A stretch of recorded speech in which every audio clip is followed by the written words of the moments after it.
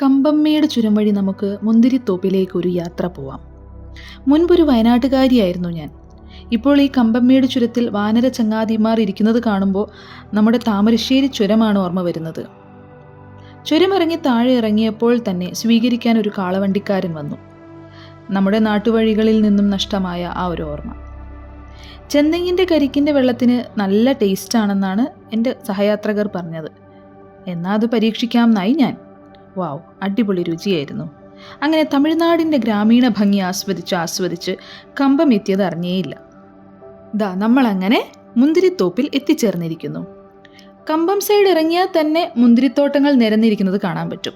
അതിൽ സുരുളി സൈഡുള്ള ഒരു തോട്ടത്തിലാണ് ഞങ്ങൾ കയറിയത്. കുറച്ച് നല്ല മുന്തിരികൾ പറിച്ച് കഴിക്കുകയും ചെയ്തു. മുന്തിരി വൈൻ ഇഷ്ടമുള്ള ആരെങ്കിലും ഉണ്ടെങ്കിൽ ഇതുപോലത്തെ മുന്തിരിത്തോട്ടത്തിൽ വന്ന് ഒരിക്കലെങ്കിലും ഈ ഭംഗിയൊക്കെ ആസ്വദിച്ച് എൻജോയ് ചെയ്യണം എന്നാണ് എനിക്ക് തോന്നുന്നത്. ഫ്രഷ് മുന്തിരി സ്വയം പറിച്ച് അപ്പോൾ തന്നെ കഴിച്ചപ്പോൾ വയറും മനസ്സും അങ്ങ് നിറഞ്ഞു. അങ്ങനെ രുചിയുള്ള മുന്തിരിയും സൗന്ദര്യമുള്ള തമിഴ്നാടിൻ്റെ ആ ഒരു ഗ്രാമീണതയും എൻജോയ് ചെയ്തുകൊണ്ട് തന്നെ ഞങ്ങൾ യാത്ര തിരിച്ചു.